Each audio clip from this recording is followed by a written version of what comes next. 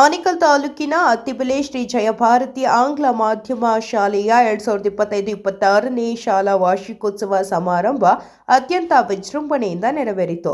ಇನ್ನು ಶಾಲಾ ವಾರ್ಷಿಕೋತ್ಸವ ಸಮಾರಂಭಕ್ಕೆ ವಿರೋಧ ಪಕ್ಷದ ನಾಯಕರಾದ ಆರ್ ಅಶೋಕ್ ರವರು ಚಾಲನೆ ನೀಡಿ ಶುಭ ಹಾರೈಸಿದರು. ಇನ್ನು ಇದೇ ಸಂದರ್ಭದಲ್ಲಿ ಶಾಲಾ ವಿದ್ಯಾರ್ಥಿಗಳು ಹಾಡು, ನೃತ್ಯ, ನಾಟಕ ಸೇರಿದಂತೆ ಹಲವು ಸಾಂಸ್ಕೃತಿಕ ಕಾರ್ಯಕ್ರಮಗಳನ್ನು ನಡೆಸಿಕೊಟ್ರು. ಇನ್ನು ವಿಶೇಷವಾಗಿ ಗಣ್ಯರಿಗೆ ಗೌರವಪೂರ್ವಕವಾಗಿ ಅಭಿನಂದನೆ ಸಲ್ಲಿಸಲಾಯಿತು. ಇನ್ನು ಕಾರ್ಯಕ್ರಮದಲ್ಲಿ ವಿಧಾನ ಪರಿಷತ್ ಸದಸ್ಯ ಗೋಪಿನಾಥ ರೆಡ್ಡಿ, ಕೇಂದ್ರ ಮಾಜಿ ಸಚಿವ ಎ ನಾರಾಯಣಸ್ವಾಮಿ, ಕರ್ನಾಟಕ ಗೃಹ ಮಂಡಳಿ ಮಾಜಿ ಸದಸ್ಯರಾದ ಅತ್ತಿಬೆಲೆ ಎನ್ ಬಸವರಾಜ್, ಬಮೂಲ್ ಮಾಜಿ ಅಧ್ಯಕ್ಷರು ಮತ್ತು ಸಹಕಾರ ರತ್ನ ಪ್ರಶಸ್ತಿ ಭಜನರಾದ ಬಿಜೆ ಅಂಜಿನಪ್ಪ, ಕನ್ನಡ ಜಾಗೃತಿ ವೇದಿಕೆ ರಾಜ್ಯಾಧ್ಯಕ್ಷರಾದ ಮಂಜುನಾಥ್ ದೇವು, ಅತ್ತಿಬೆಲೆ ಮಾಜಿ ಅಧ್ಯಕ್ಷರಾದ ಗಣೇಶ್, ಸೋನಿ ನಾಗರಾಜ್, ನಾರಾಯಣಸ್ವಾಮಿ, ಕಿರಣ್ ಪ್ರಭಾಕರ್ ರೆಡ್ಡಿ ಮತ್ತು ಶ್ರೀ ಜಯಭಾರತಿ ಶೈಕ್ಷಣಿಕ ಸಹಕಾರ ಸಂಘದ ಉಪಾಧ್ಯಕ್ಷರಾದ ವಿ ಮುನಿರತ್ನ ರಾಜಶೇಖರ್, ಖಜಾಂಚಿ ವಿ ವೆಂಕಟೇಶ್, ನಿರ್ದೇಶಕರುಗಳಾದ Murali Mohan Reddy, P Narayanaswamy, Attibele Suri, Narasimhamurthy, Somashekar, BK Rangaswamy, HL Raghu, Shrimati Deepa Chandrashekar, Lakshmidevi, Lingammayya ಮತ್ತು ಶಿಕ್ಷಕರ ವೃಂದ ಮತ್ತು ವಿದ್ಯಾರ್ಥಿಗಳು, ಸಹಕಾರ ಸಂಘದ ಸದಸ್ಯರು, ಮುಖಂಡರು, ಹಿತೈಷಿಗಳು ಭಾಗವಹಿಸಿದ್ರು. ಮಕ್ಕಳಿಗೆ ನೆಲದಲ್ಲಿ ಕುತ್ಕೊಬಾರ್ದು, ಕ್ಲಾಸ್ ರೂಮ್ ಇದ್ರೆ ಕೆಲವು ಸಂದರ್ಭಗಳಲ್ಲಿ ತೊಂದರೆ ಆಗ್ತಾ ಇದೆ ಅಂತ ಹೇಳ್ಬಿಟ್ಟು ದಾನಿಗಳು ಪುಣ್ಯಾತ್ಮಗಳು 5 ರೂಮ್ಗಳು ಕಟ್ಸ್ಕೊಟ್ಟಿದ್ದಾರೆ ನಿಮ್ಮ ಮಕ್ಕಳಿಗೋಸ್ಕರ. ನಿಮ್ಮ ಮಕ್ಕಳಿಗೋಸ್ಕರ ನಾವು ನಮ್ಮ ಶಿಕ್ಷಕರು, ನಮ್ಮ ಆಡಳಿತ ಮಂಡಳಿ ಪ್ರಾಮಾಣಿಕವಾದಂಥ ಒಂದು ಪ್ರಯತ್ನ ಕೆಲಸ ಮಾಡ್ತಾ ಇದ್ದೀವಿ. ಆ ನಿಟ್ಟಲ್ಲಿ ನೀವೆಲ್ಲ ಇಲ್ಲಿ ಬಂದು ಕುಂತಿದ್ದೀರಾ. ಇವತ್ತಿನ ಕಾರ್ಯಕ್ರಮ ನಮ್ಮ ಶಾಲೆ, ನಮ್ಮ ಮಕ್ಕಳು ಓದ್ತಾ ಇರ್ತಕ್ಕಂಥ ಶಾಲೆ ಎಲ್ಲ ಶಾಲೆಗಳಿಗಿಂತ, ಖಾಸಗಿ ಶಾಲೆಗಳಿಗಿಂತ ನಮ್ಮ ಶಾಲೆ ಅದ್ಭುತವಾಗಿದೆ. ನಮ್ಮ ಶಾಲೆಯ ಮಕ್ಕಳಿಗೆ ನೀವು ಆಶೀರ್ವದಿಸಬೇಕಾಗಿರ್ತಕ್ಕಂಥದ್ದು ನಿಮ್ಮ ಜವಾಬ್ದಾರಿ ಆಗಿರ್ತದೆ, ತಂದೆ ತಾಯಿಗಳ ಜವಾಬ್ದಾರಿ.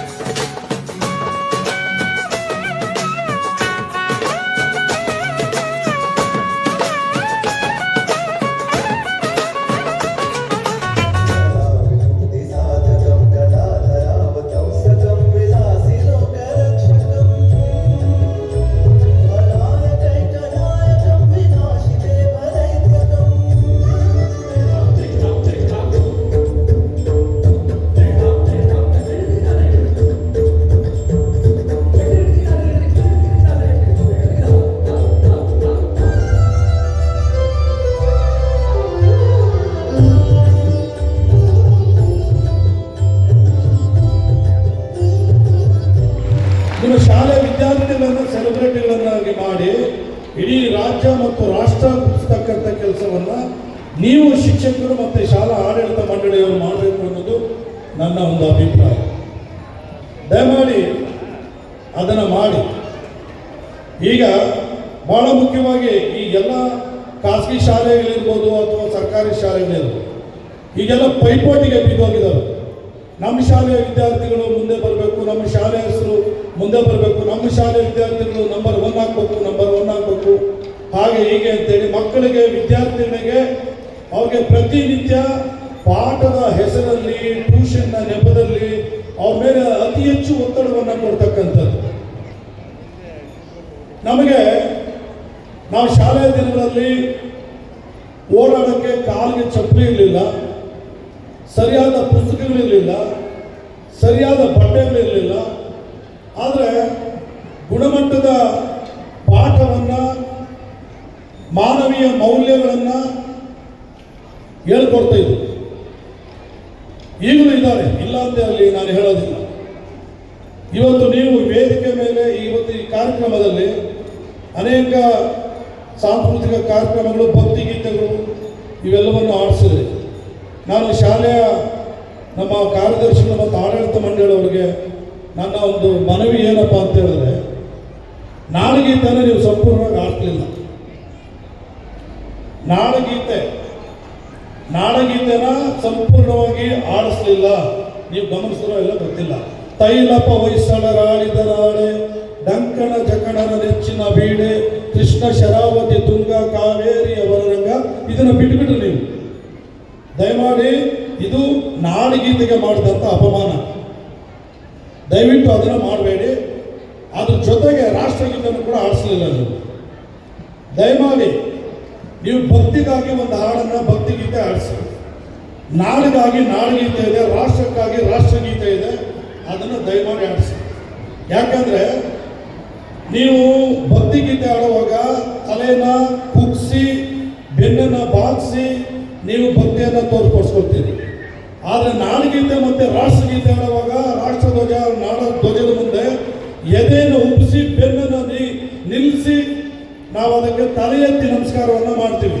ಅದು ನಮ್ಮ ಕನ್ನಡಿಗರ ಐಕ್ಯತೆ, ಕನ್ನಡಿಗರ ಸಾರ್ವಭೌಮತ್ವದ ಪ್ರತೀಕವಾದಂಥ ನಾಡಗೀತೆ, ಭಾರತೀಯರ ಸಾರ್ವಭೌಮತ್ವದ ಪ್ರತೀಕ ರಾಷ್ಟ್ರಗೀತೆ, ರಾಷ್ಟ್ರಧ್ವಜ. ದಯಮಾಡಿ ಅದನ್ನು ನಿಲ್ಲಿಸಬೇಡಿ, ಅದನ್ನು ಆಡಿಸಲೇಬೇಕು. ಮಕ್ಕಳಿಗೆ ಅದಕ್ಕೆ ಕುವೆಂಪು ಹೇಳೋದು, ಸರ್ವ ಜನಾಂಗದ ಶಾಂತಿಯ ತೋಟ, ಹಿಂದೂ, ಕ್ರೈಸ್ತ, ಮುಸಲ್ಮಾನ, ಪಾರಸೀಕರ, ಜೈನರು ಜ್ಞಾನ ಅಂತೇಳಿ ಕುವೆಂಪು ಅವರು ಅಳವಡಿಸಿರ್ತಕ್ಕಂಥ ಆ ಸಾಲುಗಳನ್ನು ಪ್ರತಿನಿತ್ಯ ವಿದ್ಯಾರ್ಥಿಗಳಲ್ಲಿ ತುಂಬಬೇಕಾಗಿರ್ತಕ್ಕಂಥದ್ದು. ಹಾಗೆಯೇ ರವೀಂದ್ರನಾಥ್ ಠಾಕೂರ್ ಅವರು ಬರೆದಿರ್ತಕ್ಕಂಥ ರಾಷ್ಟ್ರಗೀತೆಯಲ್ಲೂ ಅಷ್ಟೇ ಇಡೀ ದೇಶದ ಸಾರ್ವಭೌಮತ್ವದ ವಿಚಾರವನ್ನು, ಈ ದೇಶದ ಸಮೃದ್ಧತೆಯನ್ನು, ಏಕತೆಯನ್ನು, ಐಕ್ಯತೆಯನ್ನು, ಸಾರ್ವಭೌಮತ್ವವನ್ನು ಸಾರ್ತಕ್ಕಂಥ ರಾಷ್ಟ್ರ. ಈಗ ಗ್ರಂಥಾಲಯಕ್ಕೆ ನಮ್ಮ ಕಡೆಯಿಂದ ಒಂದು 25,000 ಕಿರು ಕಾಣಿಕೆಯನ್ನು ಗ್ರಂಥಾಲಯಕ್ಕೆ, ಅದು ಕನ್ನಡದ ಪುಸ್ತಕದಲ್ಲಿ ನಾಡಿನುಡಿ, ಜಲ, ನೆಲ ಇದ್ರ ಬಗ್ಗೆ ಬಿಡ್ತಕ್ಕಂಥ ವಿಚಾರ ಹೇಳ್ತಕ್ಕಂಥ ಪುಸ್ತಕಗಳಿಗಾಗಿ 25,000 ರೂಪಾಯಿನ ನಮ್ಮ ಅಧ್ಯಕ್ಷರಾದಂತಹ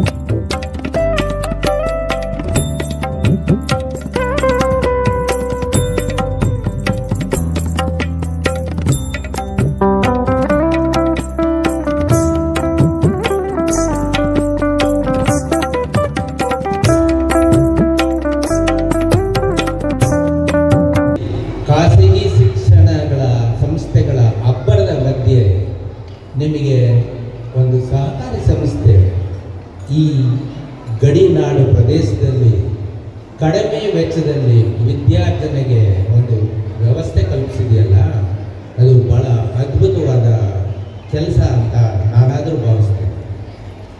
ಇದು ಮಕ್ಕಳಿಗೆ ಶಿಕ್ಷಣ ಒಂದು ಅವರ ಭವಿಷ್ಯಕ್ಕೆ ಅಗತ್ಯ ಇರೋ ಒಂದು ವ್ಯವಸ್ಥೆ.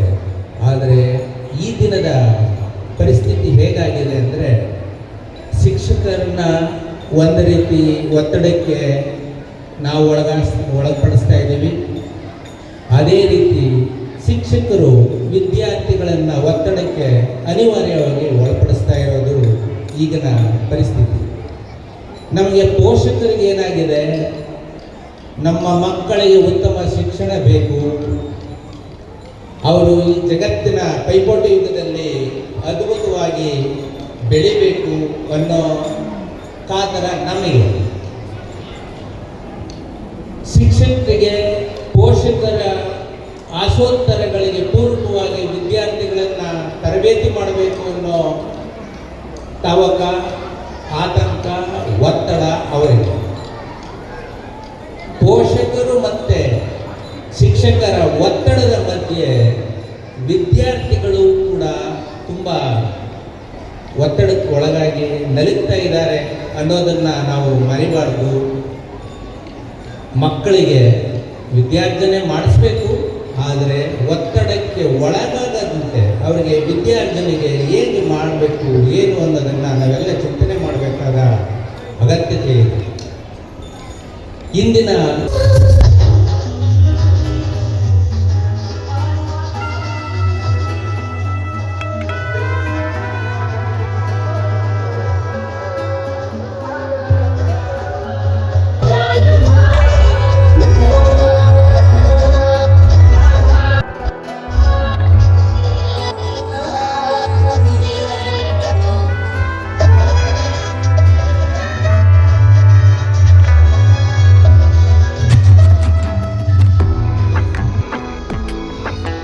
ಕೆಲವೊಂದು ವಿಚಾರಗಳನ್ನ ತಿಳಿಸಬೇಕು ಅಂತ ಹೇಳಿ ಗಣ್ಯರು ಅತಿಥಿಗಳನ್ನ ಆಹ್ವಾನ ಮಾಡೋದು ಇದು ಕಾರ್ಯಕ್ರಮದ ಲೋಕಾರೂಢಿ.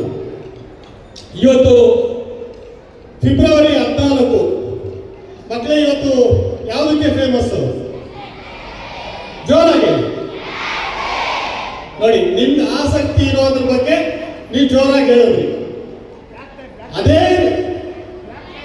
Black Dena? Thank you.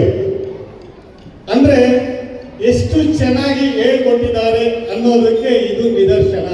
ಯಾಕಂದ್ರೆ 2019ರಲ್ಲಿ ಏನು ಪುಲ್ವಾಮಾ ದಾಳಿಯಲ್ಲಿ ಸುಮಾರು 40 ಜನ ಸೈನಿಕರನ್ನ ನಾವು ಕಳ್ಕೊಂಡ್ವಿ.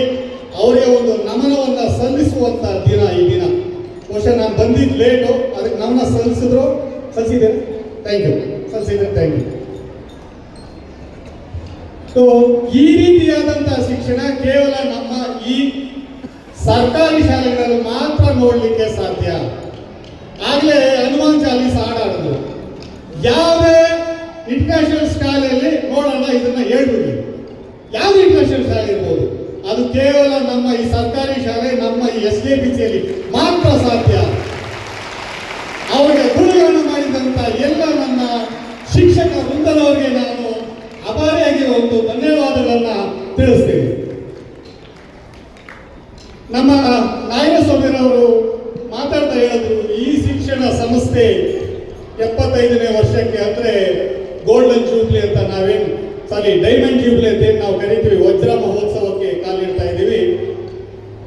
ನಿಜವಾಗ್ಲೂ 75 ವರ್ಷ ಒಂದು ಸಂಸ್ಥೆ ನಡೆಯುವುದಂದ್ರೆ ಸುಲಭದ ಮಾತಲ್ಲ. ಬಹುಶಃ ಇವತ್ತು ಕೆಲವರು ಇದರ ಬಗ್ಗೆ ಆಸಕ್ತಿ ತೋರದೆ ಇದ್ದಿದ್ದರೆ ಆ ಶಾಲೆ ಅಲ್ಲಿಗೆ ಮುಗಿತಾ ಇತ್ತು. ಆ ಶಾಲೆ ನಿಂತ ನೀರಾಗಬಾರ್ದು, ಇದನ್ನ ಮತ್ತೊಂದು ಮುನ್ನಡೆಗೆ ಕರ್ಕೊಂಡು ಹೋಗಬೇಕು ಅನ್ನೋ ನಿಟ್ಟಿನಲ್ಲಿ ಇವತ್ತು ಈ ಆಂಗ್ಲ ಮಾಧ್ಯಮ ಶಾಲೆಯನ್ನ ಪ್ರಾರಂಭ ಮಾಡಿ ಬಹಳ ಯಶಸ್ವಿಯಾಗಿ, ಯಾಕಂದ್ರೆ ಇವತ್ತು ಖಾಸಗಿ ಶಾಲೆಗಳ ಅಬ್ಬರದಲ್ಲೂ ಸಹ ಇಷ್ಟೊಂದು ಕಮ್ಮಿ ಶುಲ್ಕದಲ್ಲಿ ಈ ಶಾಲೆಯನ್ನ ನಡೆಸ್ತಾ ಇದ್ದಾರೆ ಅಂತಂದ್ರೆ ಆ ಸಂಸ್ಥೆಯ ಎಲ್ಲ ಆಡಳಿತ ವರ್ಗಕ್ಕೂ ಮತ್ತು ನಿರ್ದೇಶಕರಾದಂಥ ಶ್ರೀಯುತ ನಟರಾಜ್ ಅವರು, ಯಾಕಂದ್ರೆ ಬಹಳ ಕಾಳಜಿ ವಹಿಸಿ ಅವರು ಈ ಶಾಲೆಯನ್ನ ನಡೆಸ್ತಾ ಇದ್ದಾರೆ. ಅವರಿಗೆ ಈ ಸಂದರ್ಭದಲ್ಲಿ ನಾನು ವಿಶೇಷ ಧನ್ಯವಾದಗಳನ್ನ ತಿಳಿಸ್ತೀನಿ. ನಾವು ಒಂದು ಮರ ಬೆಳೆದು ಅದರ ಪ್ರತಿಫಲ ಕೊಡುವಂತ ಸಂದರ್ಭದಲ್ಲಿ ನಾವು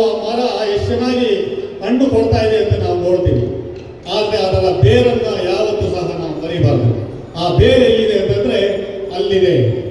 ನಮ್ಮ ಏನು ಹಳೆ ಜಯಭಾರತಿ ಶಾಲೆ ಇತ್ತು, ಪ್ರೌಢಶಾಲೆ 8th, 9th, 10th, ಅದು ನಮ್ಮ ಬೇರು.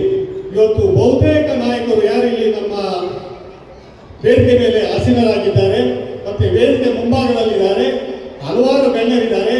ಅವರೆಲ್ಲರ ಬೇರು ಸಹ ಶುರುವಾಗಿದ್ದು ಅದೇ ಶಾಲೆಯಿಂದ. ಹಾಗಾಗಿ ಆ ಶಾಲೆಗೆ ಅದಕ್ಕೆ ಆದಂಥ ಒಂದು ಗೌರವವಿದೆ. ನಾವು SSLC ಎಕ್ಸಾಮ್ ಬರೀಬೇಕಾದ್ರೆ ನೀವು ನಂಬೋದಿಲ್ಲ, ಇವತ್ತಿನ ಜನ್ರೇಷನ್ಗೆ ಗೊತ್ತಿದೆಯೋ ಗೊತ್ತಿಲ್ವೋ ಗೊತ್ತಿಲ್ಲ, 35-40 ವರ್ಷಗಳ ಹಿಂದೆ SSLC ಎಕ್ಸಾಮ್ ಅಂತಂದ್ರೆ ಸ್ಕ್ವಾಡೇ ಬರ್ತಾ ಇರಲಿಲ್ಲ. ಕಾರಣ ಅಷ್ಟು ಸ್ಟ್ರಿಕ್ಟ್ ಆಗಿ ಇಲ್ಲಿ ಏನು ವಿಜಿಲೆನ್ಸ್ ಇಲ್ಲೇ ಇದೆ, ಇವರೇ ಚೆನ್ನಾಗಿ ಮಾಡ್ತಾರೆ ಅನ್ನೋ ಹೆಸರುವಾಸಿ ನಮ್ಮ SJBC ಶಾಲೆ ಅಂದಿಗೆ ಪಡೆದಿತ್ತು ಅಂತಂದ್ರೆ SJBC ಶಾಲೆಯ ಮಹಿಮೆ ಏನನ್ನೋದನ್ನ ಅದರಲ್ಲಿ ತೋರಿಸುತ್ತೆ. ಇಡೀ ಏನು ನಮ್ಮ ಆನೇಕಲ್ ತಾಲೂಕಲ್ಲಿ ಸರ್ಕಾರಿ ಶಾಲೆಗಳಿತ್ತು ಅದೆಲ್ಲದಕ್ಕಿಂತ ಮೇಲುಗೈ ನಮ್ಮ SJBC ಆವತ್ತೇ ಸಾಧಿಸಿತ್ತು. ಸೊ ಹಾಗಾಗಿ ನಮ್ಮ ಕರ್ತವ್ಯವೂ ಸಹ ನಾವು, ಯಾಕಂದ್ರೆ ಆ ಶಾಲೆಯಲ್ಲಿ ಎಲ್ಲವನ್ನ ಪಡೆದಿದ್ದೀವಿ, ಆ ಶಾಲೆ ನಮ್ಗೆ ಎಲ್ಲವನ್ನ ಕೊಟ್ಟಿದೆ. ನಾವು ಸಹ ಶಾಲೆಗೆ ಏನಾದರೂ ಒಂದು ಕೊಡಬೇಕನ್ನೋ ಒಂದು ನಿಟ್ಟಿನಲ್ಲಿ ನಾವು ನಮ್ಮ 93 ಬ್ಯಾಚ್ ನಮ್ಮ ಸೋಮು ಇದ್ದಾರೆ, ನಾವೆಲ್ಲರೂ ಸೇರಿ ಒಂದು ಟ್ರಸ್ಟ್ ಅನ್ನ ಫಾರ್ಮ್ ಮಾಡಿಕೊಂಡು ಬಡ ವಿದ್ಯಾರ್ಥಿಗಳನ್ನ ಓದಿಸೋಣ ಒಂದು ನಿಟ್ಟಿನಲ್ಲಿ ಪ್ರತಿ ವರ್ಷ ಒಂದು 20-25 ಜನ ಮಕ್ಕಳನ್ನ ನಾವು ಏನು ಶುಲ್ಕವನ್ನ ಭರಿಸ್ತಾ ನಾವು ಓದಿಸ್ತಾ ಇದ್ವಿ. ಅದ್ರ ಜೊತೆಗೆ ಒಂದು ದಿನ ಕಾರ್ಯಕ್ರಮಕ್ಕೆ ನಾವೆಲ್ಲರೂ ಬಂದಂತ ಗುರುವಂದನ ಸಂದರ್ಭ ಕಾರ್ಯಕ್ರಮದಲ್ಲಿ ಹಲವಾರು ಜನ ವಿದ್ಯಾರ್ಥಿಗಳು ಬಿಸಿಲಲ್ಲಿ ಪಾಪ ನಿಂತು ನಮ್ಮ ಕಾರ್ಯಕ್ರಮವನ್ನು ವೀಕ್ಷಣೆ ಮಾಡ್ತಾ ಇದ್ರು. ಇವತ್ತು ಇಷ್ಟೊಂದು ಸುಸಜ್ಜಿತವಾಗಿ ಈ ಮೇಲ್ಛಾವಣಿಯನ್ನ ಇಲ್ಲಿ ನಿರ್ಮಿಸಿದ್ದಾರೆ, ನೀವೆಲ್ಲರೂ ಆರಾಮಾಗಿದ್ದೀರ. ಆದ್ರೆ ಆ ಶಾಲೆಯಲ್ಲಿ ಆ ವ್ಯವಸ್ಥೆ ಇರಲಿಲ್ಲ. ಅದನ್ನ ಮಾಡಬೇಕಂತೇಳಿ ನಾವು ಆ ಪಣ ತೊಟ್ಟು ಹೇಗಾದ್ರೂ ಮಾಡಿ ಅದಕ್ಕೆ ಮೇಲ್ಛಾವಣಿಯನ್ನ ಮಾಡಬೇಕನ್ನೋ ನಿಟ್ಟಿನಲ್ಲಿ ನಾವು ಒಂದು ಸ್ವಲ್ಪ ಸ್ಪಾನ್ಸರ್ಸ್ ಅನ್ನ ಹಿಡಿದು ಒಂದು ಅರ್ಧ ಮಟ್ಟಿಗೆ ಮೇಲ್ಛಾವಣಿ ಆಗಿದೆ. ಈ ಬರುವ ಮುಂದಿನ ಶೈಕ್ಷಣಿಕ ವರ್ಷ ಆದರೆ ಈ ಮೇ ಅಲ್ಲಿ ಮತ್ತೆ ಸ್ಟಾರ್ಟ್ ಆಗುತ್ತೆ, ಇನ್ನೂ ಅರ್ಧ ಕಂಪ್ಲೀಟ್ ಮಾಡ್ತೀವಿ. ನಮಗೆ ಬಹಳ ಈ ಶಾಲಾ ಸಂಸ್ಥೆಯ ಪರವಾಗಿ ಅವರಿಗೆ ಅಭಿನಂದನೆ ಸಲ್ಲಿಸ್ತಾ ಇದ್ದೇನೆ. ಏನು ಶ್ರೀ ಜಯಭಾರತಿ ಆಂಗ್ಲ ಮಾಧ್ಯಮ ಶಾಲೆ, ಜಯಭಾರತೀಯ ಸಹಕಾರ ಸಂಘ ಏನು ನಮ್ಮ ಅತ್ತಿಬೆಲೆಯಲ್ಲಿ ಅನೇಕ ವೈದಿಕರು ಇರ್ಬೋದು, IAS ಆಫೀಸರ್ ಇರ್ಬೋದು, ಮುದ್ದಣ್ಣ ಅವರು ಅಂತಿದ್ರು, ಅವರು IAS ಆಫೀಸರ್ ಆಗಿದ್ದರು. ಅವರು ಸಮೇತ ನಮ್ಮ ಈ ಜಯಭಾರತಿ ಶಾಲೆಯ ಒಬ್ಬ ಅಚ್ಚುಮೆಚ್ಚಿನ ವಿದ್ಯಾರ್ಥಿ ಆಗಿದ್ದರು. ಅದೇ ರೀತಿ ಈ ಒಂದು ಸಂಸ್ಥೆಗೆ ಅನೇಕ ವಿಘ್ನಗಳು ಅಂದರೆ ಎಷ್ಟೋ ಅಡಚಣೆಗಳನ್ನು ಕೊಟ್ಕೊಂಡು ಸುಮ್ಮನೆ ಇಲ್ಲ ಸಲ್ಲದ ಆರೋಪಗಳನ್ನ ಮಾಡಿಕೊಂಡು ಹೊರಗಡೆ ಕೆಲವು ಕ್ರಿಮಿ ಕೀಟಗಳಿವೆ. ಆ ಕೀಟಗಳಿಗೆ ಒಳ್ಳೆ ಏನು ನಾವು ಈ ಸಂಸ್ಥೆಯನ್ನು ಉದ್ಧಾರ ಮಾಡ್ತೀವಿ. ಈ ಮಕ್ಕಳಿಗೆ ಏನು ಈ ಬಡ ಕುಟುಂಬದ ಮಕ್ಕಳು ಇಲ್ಲಿ ಎಲ್ಲರೂ ಮಧ್ಯಮ ವರ್ಗದಿಂದ ಹಾಗೂ ಅನೇಕರು ಕೂಲಿ ಕಾರ್ಮಿಕರು ಈ ಫ್ಯಾಕ್ಟ್ರಿಗೆ ಗಾರ್ಮೆಂಟ್ಸ್ಗೆ ಹೋಗುವಂಥ ಮಕ್ಕಳೇ ಅತಿ ಹೆಚ್ಚು ಈ ಶಾಲೆಯಲ್ಲಿ ವಿದ್ಯಾಭ್ಯಾಸ ಮಾಡ್ತಾರೆ. ಅಂಥ ಮಕ್ಕಳಿಗೆ ಅವರು ಆಂಗ್ಲ ಮಾಧ್ಯಮ ಓದಬೇಕು ಅನ್ನೋ ಒಂದು ಪ್ರತಿಯೊಬ್ಬ ತಾಯಿ ತಂದೆಯಲ್ಲೂ ಆಸೆ ಇರುತ್ತೆ. ಆದರೆ ಸರ್ಕಾರಿ ಶಾಲೆಗೆ ಹೋದರೆ ನಾವೆಲ್ಲ ಸರ್ಕಾರಿ ಶಾಲೆಯಲ್ಲಿ ಓದ್ಬೋದು. ಸರ್ಕಾರಿ ಶಾಲೆಯಲ್ಲಿ ಹೋದರೆ ಆಂಗ್ಲ ಮಾಧ್ಯಮ ಜಾಸ್ತಿ ಕಡಿಮೆ, ಯಾಕಂದರೆ ನಾವು ಆಂಗ್ಲ ಮಾಧ್ಯಮದಲ್ಲಿ ಬರೀ ಕಡಿಮೆ ಅಂಕ ಪಡೆದಂಥವ್ರು, ಯಾಕಂದರೆ ಅಷ್ಟು ಒತ್ತು ಕೊಡ್ತಾ ಇರಲಿಲ್ಲ ಸರ್ಕಾರಿ ಶಾಲೆಗಳಲ್ಲಿ. ಈಗಿನ ಕಾಲಘಟ್ಟಕ್ಕೆ ಆಂಗ್ಲ ಮಾಧ್ಯಮ ಭಾರಿ ಇಂಪಾರ್ಟೆಂಟ್. ಕನ್ನಡನೂ ಇರಬೇಕು, ಆಂಗ್ಲ ಮಾಧ್ಯಮವೂ ಇರಬೇಕು.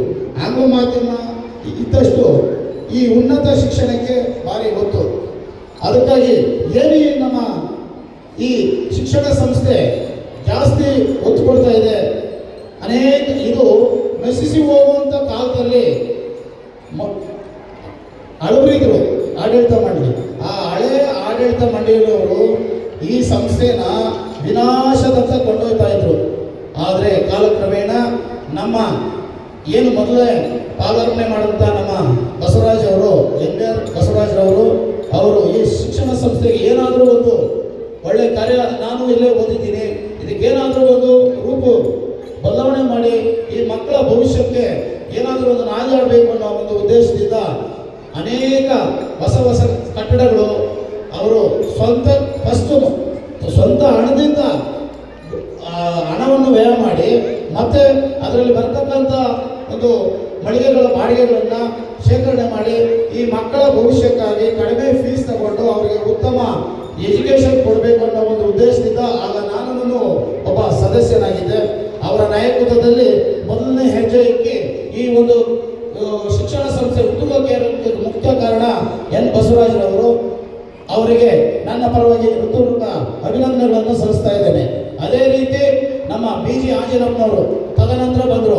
ಬಿ ಜಿ ಆಂಜನಪ್ಪನವರು ಅಷ್ಟೇ, ಅವರು ತನ್ನ ವೈಯಕ್ತಿಕ ಹಣದಿಂದ ಹಾಗೂ ಅವರ ಒಂದು ಸಹಕಾರ ಏನು ಹಾಲು ಉತ್ಪಾದಕರ ಸಹಕಾರ ಮಂಡಳಿ ಇರ್ಬೋದು, ಹಾಗೂ ಅನೇಕ ದಾನಿಗಳಿಂದ ಮಾನ್ಯ ಕುಪೇಂದ್ರ ರೆಡ್ಡಿ ಅವರು ಇರ್ಬೋದು, ಅನೇಕ ನಮ್ಮ ಸುತ್ತಮುತ್ತಲಿನ ಯಾರು ಧನ ಸಹಾಯ ಮಾಡ್ತಾರೆ ಅಂಥವ್ರನ್ನೆಲ್ಲ ಹಿಡಿದು ಗುರುತಿಸಿ ಈ ಶಾಲೆಯನ್ನು ಈ ಮಟ್ಟಕ್ಕೆ, ಇದು ಸರ್ಕಾರಿ ಶಾಲೆ ಅಲ್ಲ, ಇದೊಂದು ಖಾಸಗಿ ಶಾಲೆಯಲ್ಲಿ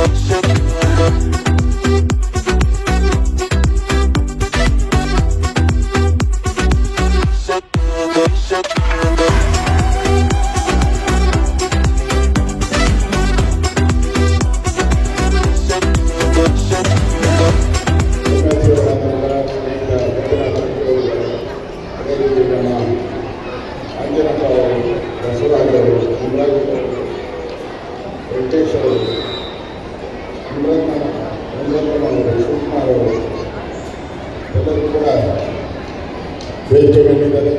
ಅದೇ ರೀತಿ ವೇದಿಕೆ ಮುಂಭಾಗದಲ್ಲೂ ಕೂಡ ತಾವೆಲ್ಲರೂ ಕೂಡ ಶಾಲಾ ಮಕ್ಕಳೆಲ್ಲ ಕೂಡ ವೇದಿಕೆ ಮುಂಭಾಗದಲ್ಲಿ ಇದ್ದೀರಾ. ಎಲ್ಲರಿಗೂ ನನ್ನ ನಮಸ್ಕಾರ. ಊಟದ ಸಮಯ ಆಗಿದೆ, ನಾನು ಹೆಚ್ಚಿಗೆ ನಿಮಗೆ ಸಮಯ ತೆಗೆದುಕೊಳ್ಳಲ್ಲ. ಶಾಲೆಗೆ ಹೋಗುವಂಥ ಮಕ್ಕಳು ಬಂದಿದ್ದೀರಾ, ಮಕ್ಕಳು ಪೇರೆಂಟ್ಸು ಕೂಡ ಕೆಲವರು ಬಂದಿದ್ದಾರೆ. ಪೇರೆಂಟ್ಸ್ ಬಂದಿದ್ದಾರಾ? ಕೆಲವರು ಮಾತ್ರ. ಅವ್ರಿಗೂ ನನ್ನ ನಮಸ್ಕಾರ. ಮಕ್ಕಳು ಪೇರೆಂಟ್ಸ್ ಯಾರು ಬಂದಿದ್ದೀರಾ, ತಂದೆ ತಾಯಿ ಯಾರು ಬಂದಿದ್ದೀರಾ, ಅವ್ರಿಗೂ ನನ್ನ ನಮಸ್ಕಾರ. ಮಕ್ಕಳಿಗೆ ವಿದ್ಯಾಭ್ಯಾಸ ಸರಿಯಾಗಿ ಆಗಬೇಕಾದ್ರೆ ಪೇರೆಂಟ್ಸು ಕೂಡ ಈ ಥರದ ಕಾರ್ಯಕ್ರಮಗಳಲ್ಲಿ ಬರಬೇಕು. ಮಕ್ಕಳ ಜೊತೆ ಅವರು ಕೂಡ ಇಲ್ಲಿ ಬಂದು ನಿಂತು ಅವರು ಮಾಡುವಂಥ ಕಲ್ಚರ್ ಪ್ರೋಗ್ರಾಮ್ಸಲ್ಲಿ ನೋಡಬೇಕು. ಆಗಲೇ ಪ್ರೀತಿ ಬರೋದು ಮಕ್ಕಳಿಗೆ ತಂದೆ ತಾಯಿ ನಮ್ಮ ಮೇಲೆ ಪ್ರೀತಿನೇ ಇಲ್ಲ ಅಂದರೆ ನೀನೆಲ್ಲೋ ಕೂತ್ಕೊಂಡು ಮಕ್ಕಳು ಇಲ್ಲಿದ್ದರೆ ಪ್ರೀತಿ ಎಲ್ಲಿಂದ ಬರ್ತದೆ? ಪ್ರೀತಿ ಬರಬೇಕಾದ್ರೆ ತಂದೆ ತಾಯಿ ಆ ಮಕ್ಕಳ ಕಲೆ ಇರ್ಬೋದು, ವಿದ್ಯಾಭ್ಯಾಸ ಇರ್ಬೋದು, ಒಳ್ಳೆ ಕೆಲಸ ಮಾಡಿದಾಗ ಮಕ್ಕಳಿಗೆ ಎನ್ಕರೇಜ್ಮೆಂಟ್ ಕೊಡಬೇಕು. ಆಗ ಮಾತ್ರ ಮಕ್ಕಳ ಪ್ರೀತಿ ತಂದೆ ತಾಯಿಗೆ ಸಿಗುತ್ತೆ, ಅಣ್ಣ ತಮ್ಮಂದರಿಗೂ ಸಿಗುತ್ತೆ. ಹಾಗೆ ಮಾತ್ರ ಪ್ರೀತಿ ಎಲ್ಲೂ ಬರಲ್ಲ. ಪೇರೆಂಟ್ಸು ಅಷ್ಟೇ, ನಮ್ಮ ಮಕ್ಕಳಲ್ಲಿರುವಂಥ ಕಲೆ ಏನಿದೆ, ವಿದ್ಯಾಭ್ಯಾಸ ಇರ್ಬೋದು, ಸ್ಪೋರ್ಟ್ಸ್ ಇರ್ಬೋದು, ಇವೆಲ್ಲದಕ್ಕೂ ಮಕ್ಕಳಲ್ಲಿ ಏನು ಅಭಿರುಚಿ ಇದೆ ಅನ್ನೋದನ್ನ ಗಮನದಲ್ಲಿರಬೇಕು. ನಮ್ಮ ಎದುರುಗಡೆ ಮನೆಯಲ್ಲಿ ಯಾರೋ ಇಂಜಿನಿಯರ್ ಆಗೋಣ ಅಂದರೆ ನಮ್ಮ ಮನೇಲಿ ನಾವು ಶುರು ಮಾಡ್ತೀವಿ, ನನ್ನ ಮಗ ಇಂಜಿನಿಯರ್ ಆಗಬೇಕು, ನನ್ನ ಮಗಳು ಇಂಜಿನಿಯರ್ ಆಗಬೇಕು. ಮಗಳಲ್ಲಿ ಏನಿದೆ, ಮಗನಲ್ಲಿ ಏನು ಭಾವನೆ ಇದೆ ಅನ್ನೋದು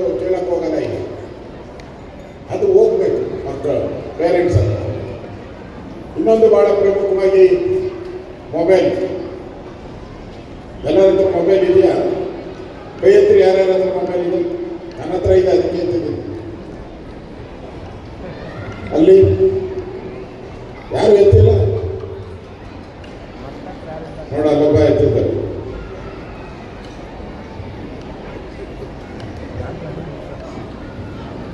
ಮೊನ್ನೆ ಒಂದು ಸರ್ವೆ ಆಗಿದೆ, ಮಕ್ಕಳಿಗೆ ಮೊಬೈಲ್ ಕೊಡೋದ್ರಿಂದ ಆರೋಗ್ಯಕ್ಕೆ ಏನೇನು ಪ್ರಾಬ್ಲಮ್ ಆಗುತ್ತೆ ಅಂತ ಹೇಳಿದ್ದಾರೆ. ಇವೆಲ್ಲ ಒಳ್ಳೆ ಮಕ್ಕಳಲ್ವಾ? ಒಳ್ಳೆ ಮಕ್ಕಳು ತಾನಪ್ಪ. ಹಾಂ, ಮೊಬೈಲ್ ಮೊಬೈಲ್ ಲೈಟ್ ಆಫ್ ಮಾಡ್ತಾರೆ. ಮೊಬೈಲು ಬೇಡ ಅಂತ ನಾನು ಹೇಳಲ್ಲ.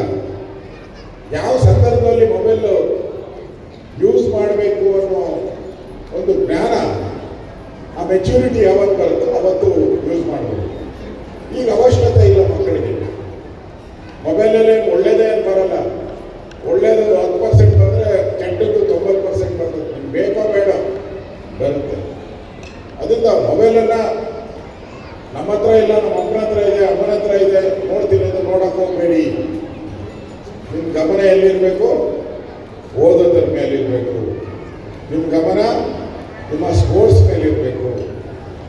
ನಿಮ್ಮ ಗಮನ ನಿಮ್ಮಲ್ಲಿರುವಂಥ ಕಲೆ, ಅಭಿರುಚಿ ಅದ್ರ ಮೇಲೆ ಇರಬೇಕು. ಆಗ ಮಾತ್ರ ನಾವು ಏನಾದರೂ ಸಾಧನೆ ಮಾಡೋಕ್ಕೆ ಸಾಧ್ಯ ಆಗ್ತದೆ.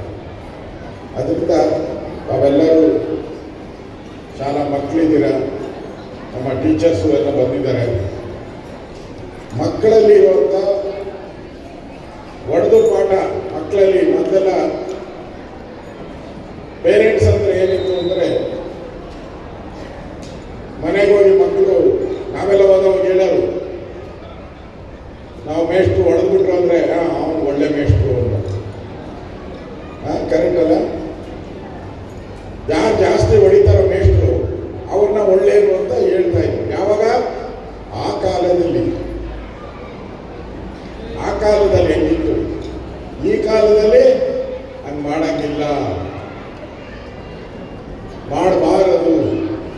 ಮಕ್ಕಳನ್ನ ಪ್ರೀತಿಯಿಂದ ಅವರಿಗೆ ಪಾಠವನ್ನು ಹೇಳಬೇಕು, ಪ್ರೀತಿಯಿಂದ ಹೇಳಬೇಕು, ಸಂಯಮ ಇರಬೇಕು ಟೀಚರ್ ಅವರು. ಹೊಡೆಯೋದ್ರಿಂದ ಏನು ಮಕ್ಕಳು, ಈ ಕಾಲದ ಮಕ್ಕಳೇನು ಪಾಠ ಕಲಿಯಲ್ಲ. ಅವರಲ್ಲಿ ಇರುವಂಥ ಅಭಿರುಚಿಯನ್ನು ಗುರುತು ಮಾಡಿ ಅವರಿಗೆ ಒಂದು ಪಾಠವನ್ನು ಹೇಳುವಂಥ ಒಂದು ವ್ಯವಸ್ಥೆ ಆಗಬೇಕು. ಮಕ್ಕಳಿಗೆ ಅನಿಸ್ಬೇಕು, ಟೀಚರ್ ಬಂದ ತಕ್ಷಣ ನಾವು ಸಣ್ಣ ಮಕ್ಕಳಿದ್ದಾಗ ನಾನು ಹೈಸ್ಕೂಲಲ್ಲಿ HMP ಸ್ಕೂಲ್ಗೆ ಹೋಗ್ತಾ ಇದ್ದೆ.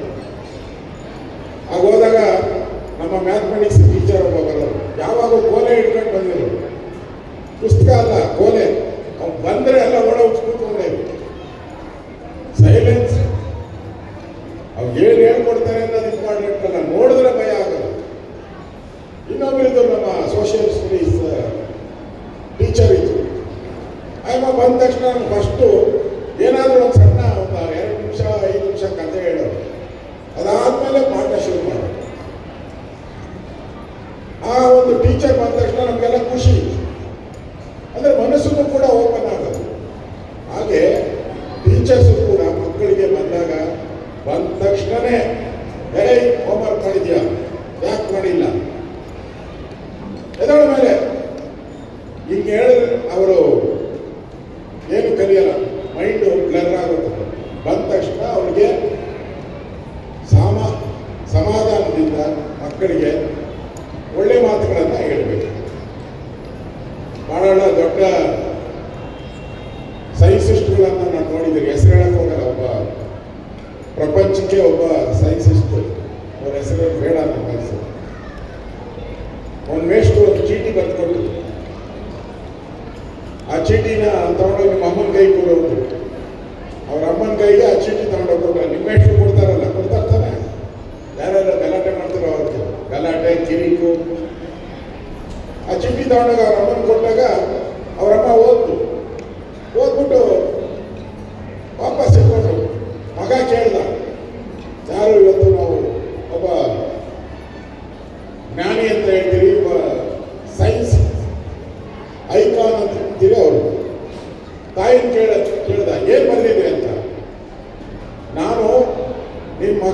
ಪಾಠ ಮಾಡೋಕ್ಕಾಗಲ್ಲ. ಯಾರು ಟೀಚರ್ ಹೇಳಿದ್ರು ನಿಮ್ಮ ಮಗನಿಗೆ ಪಾಠ ಮಾಡೋಕ್ಕಾಗಲ್ಲ, ಅವನು ಬಹಳ ಅತಿ ಬುದ್ಧಿವಂತ, ಅವನು ಬಹಳ ಜ್ಞಾನ ಇದೆ ಅವನಿಗೆ, ಅದಕ್ಕೆ ನಾನು ಪಾಠ ಮಾಡೋಕ್ಕಾಗಲ್ಲ ಅಂತ ತಾಯಿ ಹೇಳಿದ್ರು. ಅವನ ಮುಂದೆ ಈ ಪ್ರಪಂಚದ ಒಬ್ಬ ದೊಡ್ಡ ವಿಜ್ಞಾನಿ ಆಗ್ತಾನೆ. ಆ ಚೀಟಿಯಲ್ಲಿ ಏನು ಬರೆದಿತ್ತು ಗೊತ್ತಾ? ಏನು ಬರೆದಿತ್ತು? ಇವ್ನು ತರಲೆ, ಇವ್ರಿಗೆ ಪಾಠ ಮಾಡಕ್ಕೆ ನನ್ನ ಕೈಲಾಗಲ್ಲ, ದಯವಿಟ್ಟು ಇವನ್ನ ವಾಪಸ್ ನಿಮ್ಮ ಮನೆ ಕರ್ಕೊಂಡು ಹೋಗಿ ಅಂತ ಬರೆದಿತ್ತು. ಅರ್ಥ ಆಯ್ತಲ್ಲ? ಅದರಿಂದ ಪೇರೆಂಟ್ಸ್ ಅನ್ನೋರು ನಾವು ಮಕ್ಕಳಿಗೆ ಪಾಸಿಟಿವ್ ರಿಯಾಕ್ಷನ್ ಅನ್ನ ಕೊಡಬೇಕು. ಮಕ್ಕಳಿಗೆ ದಿನ ಓದ್ದ, ಪಾಠ ಮಾಡ್ದ, ಇದೇ ಪ್ರಶ್ನೆಗಳನ್ನು ಕೇಳ್ತಾ ಇದ್ರೆ ಅವ್ರಿಗೇನಾಗುತ್ತೆ ಮನಸ್ಸಲ್ಲಿ, ನಮ್ಮಪ್ಪ ಇವತ್ತು ಹೋದಾಗ ಇದೇ ಪ್ರಶ್ನೆ ಅಂತಿದ್ದಾರೆ.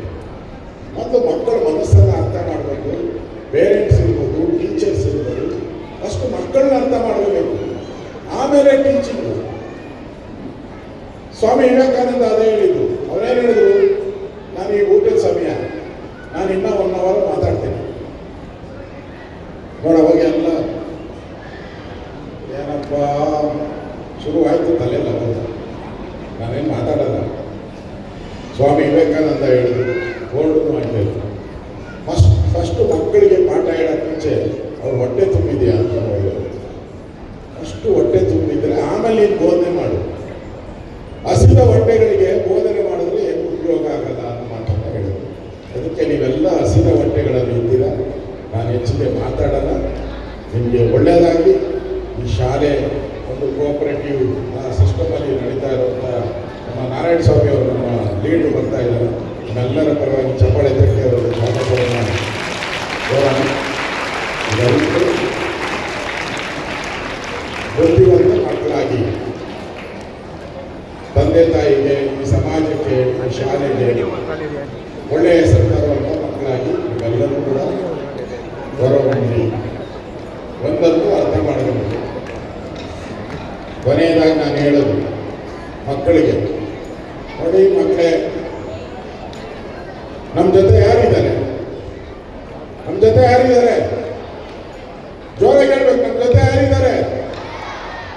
ಅಲ್ಲಿ ಯಾರು ಹೇಳ್ತಾರೆ? ನಮ್ಮ ಜೊತೆ ಯಾರಿದ್ದಾರೆ? ನಿಮ್ಮ ಜೊತೆ ಯಾರಿದ್ದಾರೆ?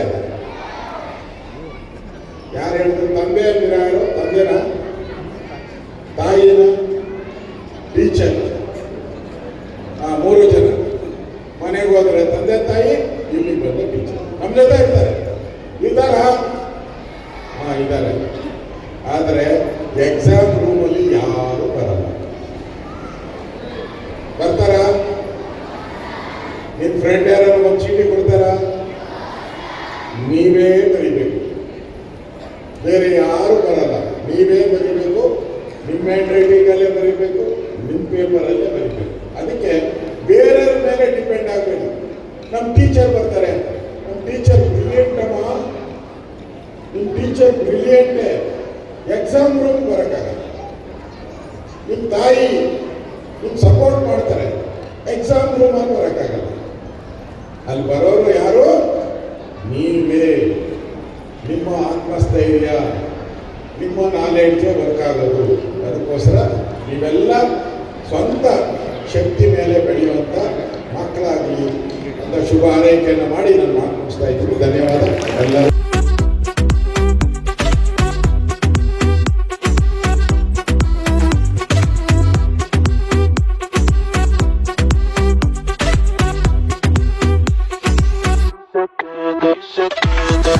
ದೇವಭಾರತಿ ಶಾಲೆ 1951ರಲ್ಲಿ ಸ್ಟಾರ್ಟ್ ಆಗಿ ಪುಣ್ಯಾತ್ಮರು ಭೂದಾನದ ಮೂಲಕ ಶುರು ಮಾಡಿ ಕೊಠಡಿ ದಾನಿಗಳು ಶುರು ಮಾಡಿ ಇವತ್ತಿನ ದಿವಸ ಬೃಹದಾಕಾರವಾಗಿ ಬೆಳೆದು ನಿಂತಿದೆ. ಶೈಕ್ಷಣಿಕ ಕ್ಷೇತ್ರದಲ್ಲಿ ತುಂಬ ಕ್ರಾಂತಿ ಮಾಡೋ ನಿಟ್ಟಿನಲ್ಲಿ ಮುಂದೆ ಸಾಗ್ತಾ ಇದೆ. ಇನ್ನೂ ಇದೇ ಥರ ದಾನಿಗಳು ಸಿಕ್ಕಿ ನಮಗೆ ಈ ಶಾಲೆ ಶಾಶ್ವತವಾಗಿ ಉಳಿಲಿ ಅಂತ ತುಂಬ ಕಷ್ಟಪಟ್ಟು ನಮ್ಮ ನಿರ್ದೇಶಕರು, ನಮ್ಮ ಅಧ್ಯಕ್ಷರು ಶಿವಕುಮಾರ್ ಅವರು ಎಲ್ಲ ಸೇರಿ ನಾವು ಸಹಕಾರ ಕೊಟ್ಟು ಈ ಶಾಲೆಯಲ್ಲಿ ಸಮಯ ಕೊಟ್ಟು ಕೆಲಸ ಮಾಡ್ತಾ ಇದ್ದೀವಿ. ಇದೇ ರೀತಿ ಇದು ಮುಂದುವರಿಲಿ ಅಂತ ಅಂತ ಎಲ್ಲ ಡೈರೆಕ್ಟ್ರಲ್ಲೂ ಎಲ್ಲ ನಮ್ಮ ಕೋ ಡೈರೆಕ್ಟ್ರಲ್ಲೂ ಕೇಳ್ಕೊಳ್ತಾ ಈ ಅಭಿವೃದ್ಧಿನ ಸಹಿಸೋಕ್ಕಾಗ್ದಿರ ಸಂಘದ ಇಬ್ಬರು ಸದಸ್ಯರು, ಅದರಲ್ಲಿ ಅವ್ರ ಹಿಂದೆ ಒಂದು 10 ಜನ ಕೂಡ ಇಲ್ಲ. ಒಂದು 2000 ಸದಸ್ಯರು ಇರುವಂಥ ಸಂಘದಲ್ಲಿ ಇವತ್ತು ಇಬ್ಬರು ವೈಯಕ್ತಿಕ ಉದ್ದೇಶ ಇಟ್ಕೊಂಡು ಇಲ್ಲ ಏನೋ ಒಂದು ಇವರಿಗೆ ತೊಂದರೆ ಕೊಡಬೇಕು ಅಂತ ಬಂದಲ್ಲಿ ಇಟ್ಕೊಂಡು ತುಂಬ ತೊಂದರೆ ಕೊಡ್ತಾ ಇದ್ದಾರೆ. ಅದರಲ್ಲೂ ನಾವು ಉತ್ಸಾಹದಿಂದ ಕೆಲಸ ಮಾಡ್ತಾ ಇದ್ದೀವಿ. ದೇವರಿದ್ದಾನೆ, ಏನಾಗುತ್ತೋ ಮುಂದೆ ನೋಡೋಣ ಅಂತ ನಾನು ಈ ಟೈಮಲ್ಲಿ ಹೇಳಕ್ಕೆ ಬಯಸ್ತೀನಿ. ಭಾರತ ಶೈಕ್ಷಣಿಕ ಕಾಲೇಜು, ಪದವಿ ಪೂರ್ವ ಕಾಲೇಜು ಮತ್ತು ಹೈಸ್ಕೂಲು ಹಾಗೂ ನಮ್ಮ ಇಂಗ್ಲೀಷ್ ಮೀಡಿಯಮ್ ಮೂರೂ ಸಹ ಸೇರಿ ಇವತ್ತು ಶಾಲಾ ವಾರ್ಷಿಕೋತ್ಸವವನ್ನು ಭಾಳ ವಿಜೃಂಭಣೆಯಿಂದ ನಮ್ಮ ಶಾಲೆಯಲ್ಲಿ ಹಮ್ಮಿಕೊಳ್ಳಲಾಗಿದೆ. ಇದು ಒಂದು ಸರ್ಕಾರೇತರ ಅಂದರೆ ಕೋಆಪರೇಟಿವ್ ಸ್ಕೂಲು. ಈ ಸ್ಕೂಲಲ್ಲಿ ತುಂಬ ಪ್ರಾಮಾಣಿಕವಾಗಿ ಸುಮಾರು ಜನ ಅಧ್ಯಕ್ಷರುಗಳು, ಕಾಂಗ್ರೆಸ್ನಲ್ಲೂ ಸುಮಾರು ಜನ ಅಧ್ಯಕ್ಷರಾಗಿದ್ದರು, BJPಯಲ್ಲಾಗಿದ್ದರು, JDS ಅಲ್ಲಾಗಿದ್ದರು, ಎಲ್ಲ ಅಧ್ಯಕ್ಷರುಗಳು ಸಹ ಅವ್ರ ಕೈನಲ್ಲಾದಷ್ಟು ಎಫರ್ಟ್ ಹಾಕಿ ಈ ಒಂದು ಶಾಲೆಯನ್ನು ಇವತ್ತು ಇಷ್ಟೊಂದು ಉನ್ನತ ಮಟ್ಟಕ್ಕೆ ತರೋದಕ್ಕೆ ಎಲ್ಲರದು ಸಹ ಇಲ್ಲಿ ಕೈ ಜೋಡಿಸಿದ್ದಾರೆ. ಎಲ್ಲರಿಗೂ ಸಹ ನಾನು ಮತ್ತೊಮ್ಮೆ ಧನ್ಯವಾದಗಳನ್ನು ಸಲ್ಲಿಸ್ತಾ ಇದ್ದೀನಿ. ಆದರೆ ಇತ್ತೀಚಿನ ದಿನಗಳಲ್ಲಿ ಈ ಯಾರೋ ಇಬ್ಬರು ಈ ಸಂಘದ ಸದಸ್ಯರುಗಳು ಅವರಿಗೆ ಏನೋ ಇದು ಸಂಘದ ಏಳಿಗೆ ಬಗ್ಗೆ ಇಷ್ಟ ಇದೆಯೋ ಇಲ್ಲೋ ಗೊತ್ತಿಲ್ಲ, ಇಲ್ಲ ಅವ್ರ ವೈಯಕ್ತಿಕ ಯಾರಿಗ ಮೇಲೆ ವೈಯಕ್ತಿಕವಾಗಿ ಈ ಥರ ಮಾಡ್ತಾಯಿದ್ರೋ ಗೊತ್ತಿಲ್ಲ. ಸಂಘದಲ್ಲಿ ಇಲ್ಲಿ ಸಹ ಯಾರೋ ಒಂದು ಕಾಫಿ ಬಿಸ್ಕೆಟ್ ಬಿಟ್ಟರೆ ಬೇರೆ ಏನೂ ನೋಡಿದ್ದು ಯಾರೂ ಇಲ್ಲ ಇಷ್ಟೇ. ಆದರೆ ಇಷ್ಟೊಂದು ಚೆನ್ನಾಗಿ ನಡೀತಾ ಇರ್ತಕ್ಕಂಥ ಸಂಘ ಇದ್ರ ಮೇಲೆ ಸುಮ್ಮನೆ ಹೊರಗಡೆ ಗೂಬೆ ಕುಡಿಸೋಂಥ ಕೆಲಸಗಳಾಗ್ತಾ ಇದೆ. ಇದನ್ನು ದಯವಿಟ್ಟು ಅವ್ರು ನಿಲ್ಲಿಸಬೇಕು. ಇವತ್ತು ಈ ಸಂಘದಲ್ಲಿ ಸುಮಾರು ದಾನಿಗಳಿಂದ ಕೋಟ್ಯಾಂತರ ರೂಪಾಯಿ ದುಡ್ಡಿನಲ್ಲಿ ದಾನಿಗಳಿಂದ ಸುಮ್ಮನೆ ಕೋಟ್ಯಾಂತರ ರೂಪಾಯಿ ದುಡ್ಡು ಶಾಲೆಗೆ ಕೊಡೋಲ್ಲ. ಅವರೆಲ್ಲನೂ ಸ್ಕೂಲ್ ಏನು ನಡೀತಾ ಇದೆ, ಎಲ್ಲ ಯಾವ ಥರ ಇದೆ ಅಂತ ತಿಳ್ಕೊಂಡೇ ಕೊಡೋದು. ಇಂಥ ಸಂದರ್ಭದಲ್ಲಿ ಸುಮ್ಮನೆ ಶಾಲೆ ಮೇಲೆ ಅಥವಾ ಯಾರೋ ವೈಯಕ್ತಿಕವಾಗಿ ಒಬ್ಬರ ಮೇಲೆ ಟಾರ್ಗೆಟ್ ಮಾಡಿ ಈ ಥರ ಆಗೋದು ಬೇಡ. ಇದು ಮುಂದಿನ ದಿನಗಳಲ್ಲಿ ನಾವೆಲ್ಲ ಓದಿರ್ತಕ್ಕಂಥ ಶಾಲೆ, ನೀವು ಓದಿರ್ತಕ್ಕಂಥ ಶಾಲೆ, ಯಾರಿಗೂ ಈ ಶಾಲೆ ಮುಚ್ಚೋದ್ರೆ ನಾವೆಲ್ಲ ನಮ್ಮ ಜೀವನದಲ್ಲಿ ನಾವು ಬದುಕಿದ್ರು ಸತ್ತಂಗೆ ನನ್ನ ಪ್ರಕಾರ. ಯಾಕಂದ್ರೆ ನಮಗೆಲ್ಲ ವಿದ್ಯೆ ಬುದ್ಧಿ ಕೊಟ್ಟಿರ್ತಕ್ಕಂಥದ್ದು ಆ ಶಾಲೆಯಿಂದ ನಾವು ಇವತ್ತು ಬದುಕ್ತಾ ಇದ್ದೀವಿ. ಹಾಗಾಗಿ ಈ ಶಾಲೆನ ಮುಂದಿನ ದಿನಗಳಲ್ಲಿ ಇನ್ನೂ ಬಹು ಎತ್ತರಕ್ಕೆ ಕೊಂಡೊಯ್ಯುವ ನಿಟ್ಟಿನಲ್ಲಿ ಎಲ್ಲರೂ ಸೇರಿ ಒಟ್ಟಾಗಿ ಕೆಲಸ ಮಾಡೋಣ ಅಂತೇಳಿ ನಾನು ಈ ಸಮಯದಲ್ಲಿ ಹೇಳ್ತಾ ಇದ್ದೀನಿ. ಇವತ್ತು ಈ ಒಂದು ಕಾರ್ಯಕ್ರಮಕ್ಕೆ ವಿರೋಧ ಪಕ್ಷದ ನಾಯಕರಾದಂಥ ಆರ್ ಅಶೋಕ್ ಅವರು ಆಗಮಿಸಿದರು, ಮಾಜಿ ಕೇಂದ್ರ ಸಚಿವರಾದಂಥ ಎ ನಾರಾಯಣ ಸ್ವಾಮಿ ಅವರು ಆಗಮಿಸಿದರು, ಹಾಗೂ ವಿಧಾನ ಪರಿಷತ್ ಸದಸ್ಯರಾದಂಥ ಗೋಪಿನಾಥ್ ರೆಡ್ಡಿ ಅವರು ಆಗಮಿಸಿದರು, ಹಾಗೂ ಇನ್ನೂ ಸುಮಾರು ನಮ್ಮ ಮಂಜುನಾಥ್ ದೇವರು ಗಡಿಭಾಗದ ಕನ್ನಡ ಜಾಗೃತಿ ವೇದಿಕೆ ರಾಜ್ಯ ಅಧ್ಯಕ್ಷರು ಮತ್ತು ಇನ್ನೂ ಸುಮಾರು ಜನ ಮುಖಂಡರು ಆಗಮಿಸಿದರು. ಎಲ್ಲರಿಗೂ ಸಹ ಈ ಒಂದು ಕಾರ್ಯಕ್ರಮಕ್ಕೆ ಆಗಮಿಸಿದ್ದಕ್ಕೆ ನಾನು ಮತ್ತೊಮ್ಮೆ ಅವರಿಗೆ ಧನ್ಯವಾದಗಳನ್ನು ಅರ್ಪಿಸ್ತಾ ಇದ್ದೇನೆ. ಈ ಶಾಲಾ ವಾರ್ಷಿಕೋತ್ಸವದಲ್ಲಿ ಅನೇಕ ಜನ ವಿದ್ಯಾರ್ಥಿಗಳು ಕಾರ್ಯಕ್ರಮಗಳನ್ನು ಭಾಳ ಅಚ್ಚುಕಟ್ಟಾಗಿ ನಡೆಸಿಕೊಟ್ಟಿರ್ತಾರೆ ಮತ್ತು ಈ ಒಂದು ಕಾರ್ಯಕ್ರಮಗಳನ್ನು ಇಷ್ಟೊಂದು ಅಚ್ಚುಕಟ್ಟಾಗಿ ವ್ಯವಸ್ಥಿತವಾಗಿ ನಿರ್ವಹಿಸಲು ಸಹಕಾರ ನೀಡಿರ್ತಕ್ಕಂಥ ಜಯಭಾರತಿ ಶಿಕ್ಷಣ ಸಂಸ್ಥೆ ಎಲ್ಲ ಅಧ್ಯಾಪಕ ವೃಂದದವರಿಗೆ, ಸಿಬ್ಬಂದಿ ವರ್ಗದವರಿಗೆ ಮತ್ತು ಭಾಳ ಮುಖ್ಯವಾಗಿ ಸಂಸ್ಥೆಯ ಕಾರ್ಯದರ್ಶಿಯವರು ಭಾಳ ಕಾಳಜಿ ವಹಿಸಿ ಈ ಕಾರ್ಯಕ್ರಮವನ್ನು ಯಶಸ್ವಿ ಮಾಡಿರ್ತಾರೆ. ಅವರಿಗೂ ಸಹ ನನ್ನ ಹೃದಯಪೂರ್ವಕ ಅಭಿನಂದನೆಗಳನ್ನು ತಿಳಿಸ್ತಾ ಇದ್ದೀನಿ. ಮತ್ತು ಈ ಒಂದು ಕಾರ್ಯಕ್ರಮಕ್ಕೆ ವಿರೋಧ ಪಕ್ಷ ನಾಯಕರಾದ ಆರ್ ಅಶೋಕ್ ಅವರು ಬಂದಿರ್ತಾರೆ, ಅವರಿಗೂ ಮತ್ತು ನಾರಾಯಣ ಸ್ವಾಮಿ ಅವರಿಗೂ ಮತ್ತು ವಿಧಾನ ಪರಿಷತ್ ಸದಸ್ಯರಾದ ಗೋಪಿನಾಥ್ ರೆಡ್ಡಿ ಅವರಿಗೂ ಮತ್ತು ಕನ್ನಡ ಜಾಗೃತಿ ವೇದಿಕೆಯ ರಾಜ್ಯಾಧ್ಯಕ್ಷರಾದ ಮಂಜುನಾಥ್ ದೇವರು ಆಗಮಿಸಿದರು, ಅವರಿಗೂ ಮತ್ತು ಮಾಜಿ ಅಧ್ಯಕ್ಷರಾದ ಅತ್ತಿಬೆಲೆ ಚೇರ್ಮನ್ ಗಣೇಶವರು ಆಗಿದ್ದರು, ಗಣೇಶವರು ಸಹ ಆಗಮಿಸಿದ್ದರು. ಇನ್ನೂ ಮುಂತಾದ ಅನೇಕ ಗಣ್ಯರು ಆಗಮಿಸಿದರು ಮತ್ತು ಆಡಳಿತ ಮಂಡಳಿ ಎಲ್ಲ ನಿರ್ದೇಶಕರು ಈ ಒಂದು ಕಾರ್ಯಕ್ರಮದ ಯಶಸ್ಸಿಗೆ ತಮ್ಮ ಕಾಯ ವಾಚ ಮನಸ್ಸು ಕೆಲಸ ಮಾಡಿರ್ತಾರೆ. ಎಲ್ಲರಿಗೂ ಸಹ ನನ್ನ ಹೃದಯಪೂರ್ವಕ ಅಭಿನಂದನೆಗಳನ್ನು ತಿಳಿಸ್ತಾ ಇದ್ದೀನಿ. ಗಣ್ಯತೆ ಎಲ್ಲ ಗಣ್ಯರು ಆಗಮಿಸಿದರು, ಅವರಿಗೆ ಮೊದಲಿಗೆ ಅಭಿನಂದನೆ ತಿಳಿಸ್ತಾ ಇದ್ದೀನಿ. ಹಾಗೂ ಅದೇ ರೀತಿ ನಿನ್ನೆ ಕಟ್ಟಡ ಸಹ ತುಂಬ ಅದ್ಭುತವಾಗಿ ಬಡ ಮಕ್ಕಳಿಗೋಸ್ಕರ ಈ ಶಾಲೆ ಇದೆ. ಬಡ ಮಕ್ಕಳು ಇಲ್ಲಿ ಅಂದರೆ ಎಲ್ಲ ಇಲ್ಲಿ ಬರುವಂಥ ಮಕ್ಕಳು ಇನ್ನೇನು ಲಕ್ಷಾಂತರ ರೂಪಾಯಿ ದುಡಿಯೋಂಥ ಅವರು ಮಕ್ಕಳೆಲ್ಲ ಇವರು. ಇಲ್ಲಿ ಬರ್ತಾ ಇರೋಂಥ ಮಕ್ಕಳು ಸಣ್ಣ ಪಣ್ಣ ಕೈಗಾರಿಕೆಗಳಿಗೆ ಹೋಗಿ ಕೂಲಿ ಕಾರ್ಮಿಕರು, ಬಡ ಮಕ್ಕಳು ಇಲ್ಲಿ ಓದ್ತಾ ಇರೋದು.